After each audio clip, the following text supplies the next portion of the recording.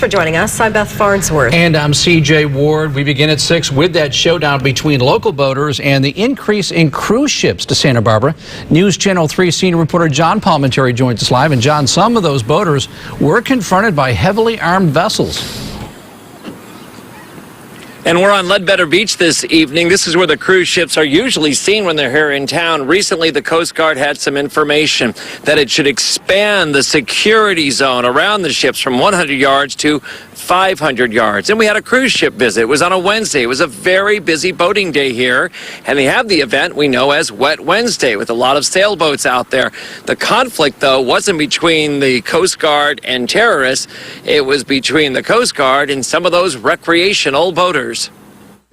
Recently, a cruise ship docked off the Santa Barbara shore on a Wednesday was protected by small, heavily armed Coast Guard boats. They were in the area for a special enforcement. It was the same day when the yacht club boat races take place, and at a time when a 100-yard protective zone was expanded to 500 yards.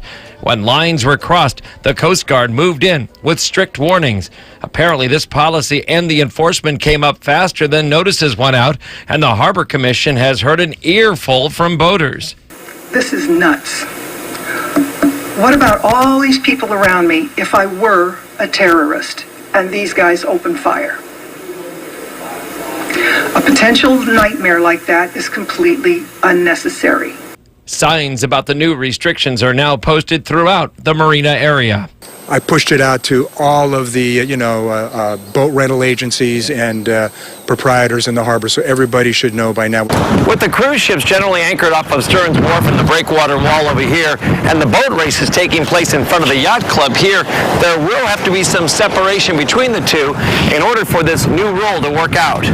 We want to come together, we want to have a discussion of the issue, and we want to lay out a chart on the table and begin to discuss what the cruise ship companies can do and what the yacht club can do. Maybe some race markers can be moved, maybe the cruise ship anchoring location can be moved. Moving the cruise ships south or east is the likely first choice, but in the current spot, they've enjoyed a shoreline windbreak from Ledbetter Point. We're juggling a lot of variables.